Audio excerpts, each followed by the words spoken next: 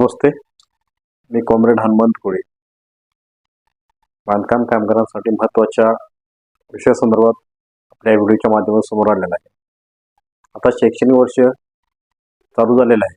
या शैक्षणिक वर्षासाठी लागणाऱ्या शिष्यवृत्ती योजनेसाठी बांधकाम कामगारच्या पाल्याच्या शिष्यवृत्ती योजनेसाठी लागणारे कागदपत्र या व्हिडिओच्या माध्यमातून मी तुम्हाला सांगत आहे. आता 15 तारखेला शाळा चालू झालेली आहे.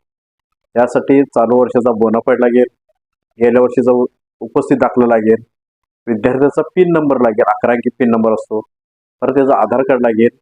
ज्या बांधकाम कामगार हे स्वतः नावावर फॉर्म भरलेला आहे त्याचं कामगाराचा आधार कार्ड लागेल, बँक पासबुक लागेल, रेशन कार्ड लागेल. हे झालं पहिली ते 10वी पर्यंत. आणि 10वी जे विद्यार्थी पास झाले, 12वी विद्यार्थी जे पास झाले त्यांचं लागेल 10वीचं आणि 12वीचे आयडेंटिटी कार्ड लागेल. परत त्यांचा बोनाफाईड लागेल, मार्कलिस्ट लागेल.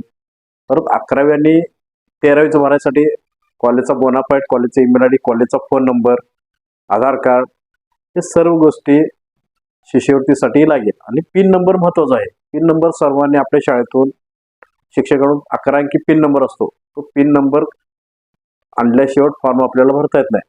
तरी सर्वांना विनंती आहे, शाळेत जाऊन डॉक्युमेंट काढावी आणि शिष्यवृत्तीचे आता फॉर्म भरायचं चालू आहे, ते शिष्यवृत्ती फॉर्म भरावे. ही या व्हिडिओच्या माध्यमातून लोकांना मी आपल्या बांधकाम कामाला सांगण्यात आलेलं आहे. एवढंच बोलतो, थांबतो. इन्कलाब